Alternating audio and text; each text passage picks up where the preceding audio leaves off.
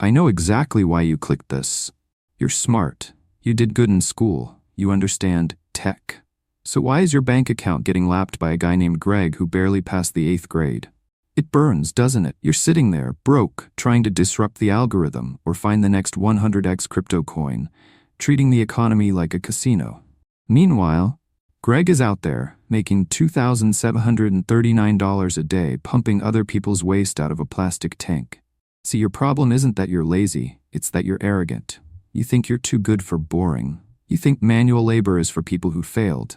But while you're innovating your way to $0, boring businesses are printing millionaires who don't even know what AI stands for. They have a 99% success rate because they bet on the only thing that never changes: human problems. So, put your ego in the corner. I'm going to show you the 7 levels of boring wealth. We're going to walk through the old school money printer, starting with the entry-level hustle and ending with the empire that runs itself. But first, we have to start at the bottom. The entry drug. The business designed for people with no money, no skills, and, hopefully, no more pride. Welcome to level 1. I call this the entry drug. Why do we start here? Because looking at your bank account, I'm guessing you don't have $50,000 to buy a franchise. You probably don't even have $50.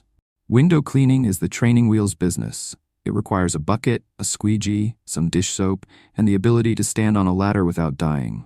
That's it. If you can't master this, stop watching. Close the laptop. You don't deserve an LLC. You deserve to wear a name tag that says trainee until you're 65. But here's where 99% of you fail. You think the business is about cleaning windows.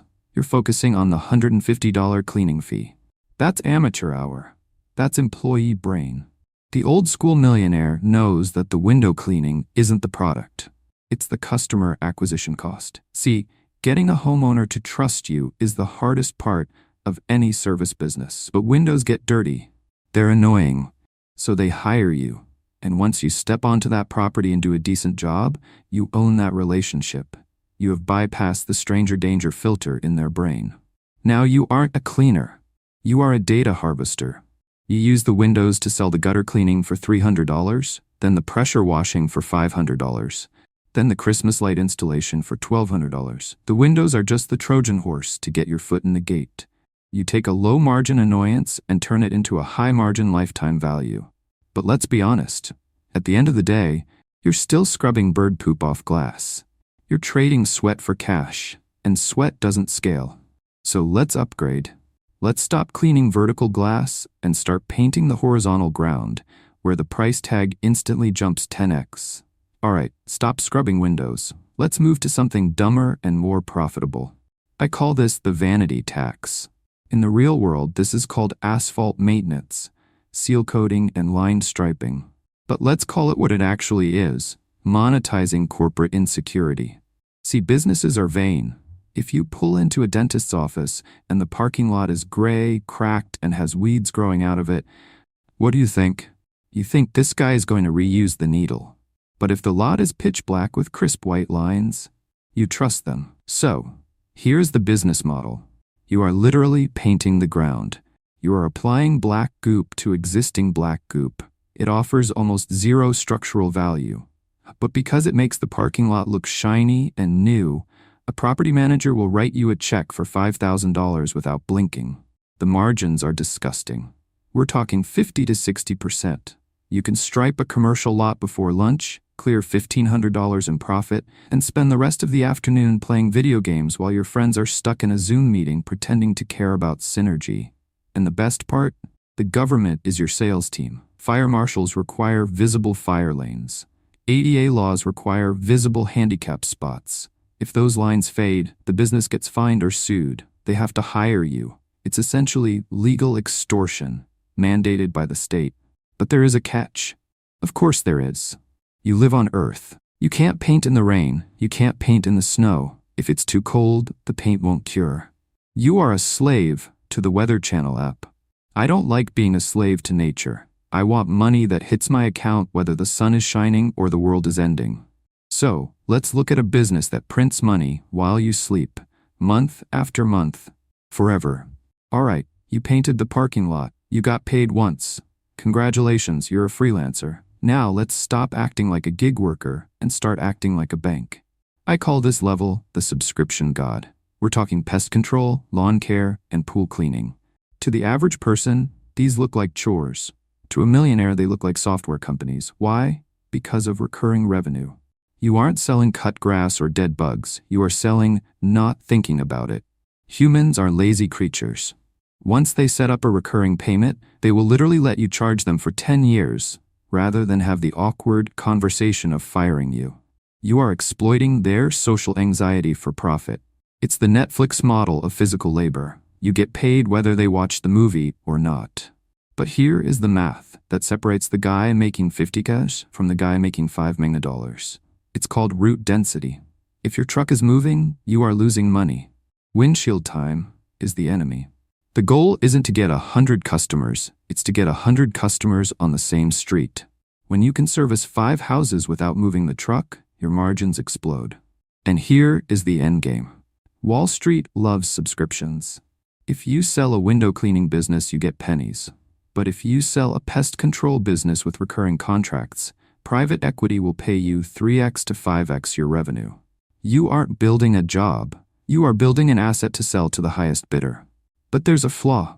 You still need humans to drive the trucks. And humans are disappointing. They steal gas, they show up late, they complain about the heat. I don't like managing emotions, I like managing physics. So let's fire the humans and find a business where the employee is a steel box that never talks back. So employees are a headache, they have feelings, they need breaks. They want to talk to you about their weekend. Disgusting. Let's solve that problem by pivoting to the asset play. Specifically, roll-off dumpster rentals. This is the purest form of leverage. You are buying a giant steel box once and renting it out 1,000 times. It is rental arbitrage for garbage. Look at this beautiful, ugly metal rectangle. It's a giant trash can. But unlike your last employee, it doesn't call in sick. It doesn't steal from the register. It doesn't ask for a mental health day because its chakras are misaligned. It sits on a driveway. It collects garbage. And you charge the homeowner $450 for the privilege of letting it sit there for 3 days. It is passive income that smells like drywall. And the math? The math is leverage. In the cleaning business, if you want to double revenue, you have to double your staff. Here, one truck driver can manage a fleet of 20 to 30 dumpsters. You are decoupling your income from your time.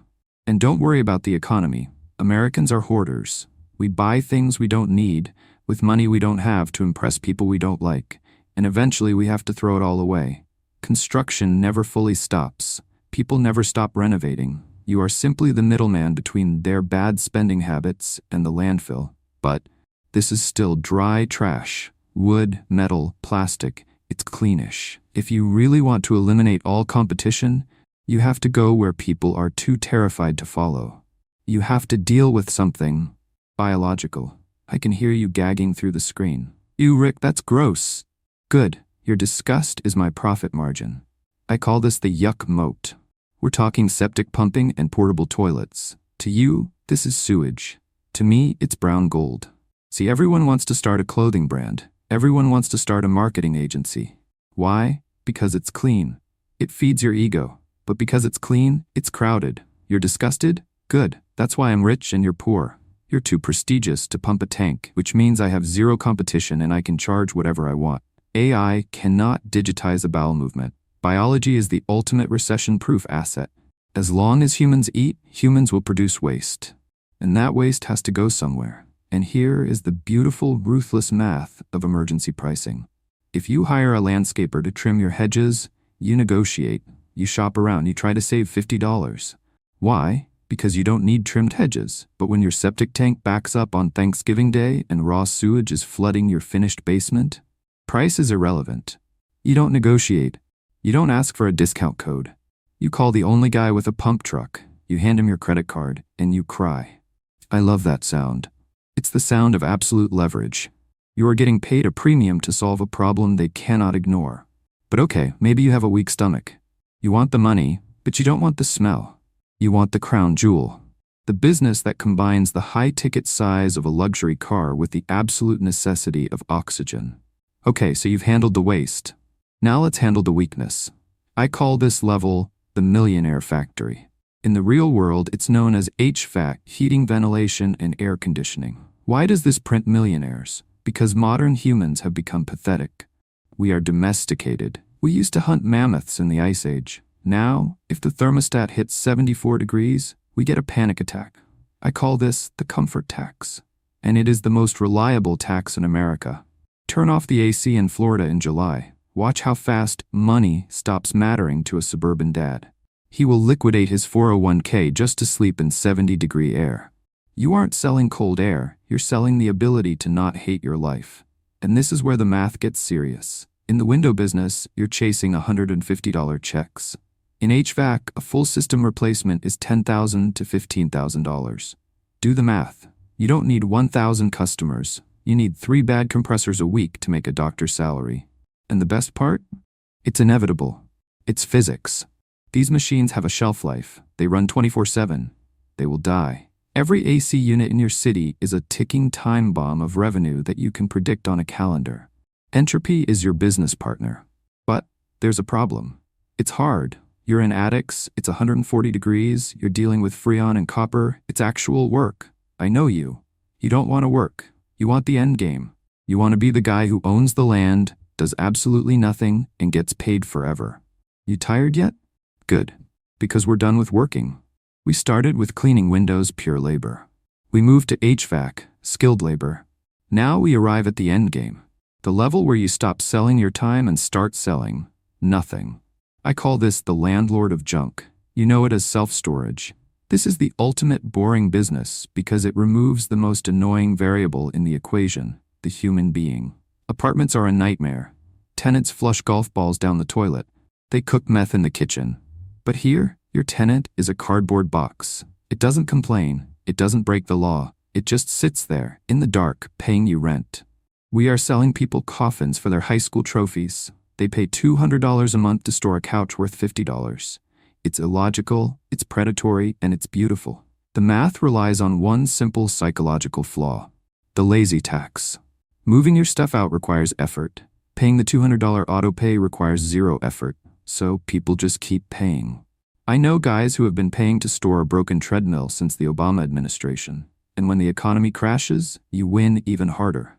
In a recession, people downsize. They lose their 4-bedroom house and move into a 2-bedroom apartment. Where does all their junk go? Into your unit. It is the only real estate asset class that thrives when the world is burning. But the real secret? The business pays the bills, but the land makes you a dynasty. You are holding prime real estate paid for by other people's hoarding addiction until you sell it to a developer for $10 million. That is how you win. I just gave you the blueprint. I just handed you the cheat codes that the smart kids are too arrogant to use. We walked the ladder together. From scrubbing windows to owning the land. You have no excuses left. The math works. The demand is permanent. So there you go. 7 ways to make $2,739 a day without inventing a damn thing. You can either stay cool and broke or get boring and rich. Now do yourself a favor. Hit the like button. Not for me. I don't need the validation. Do it to train your algorithm to stop feeding you brain rot and start feeding you money. And send this video to a friend. Why? Because let's be honest, statistically, you're gonna quit in 3 days. You're weak. You need a witness to shame you when you try to give up. Don't go it alone. You won't make it. So subscribe if you want the truth. Or go watch a cat video. Your call.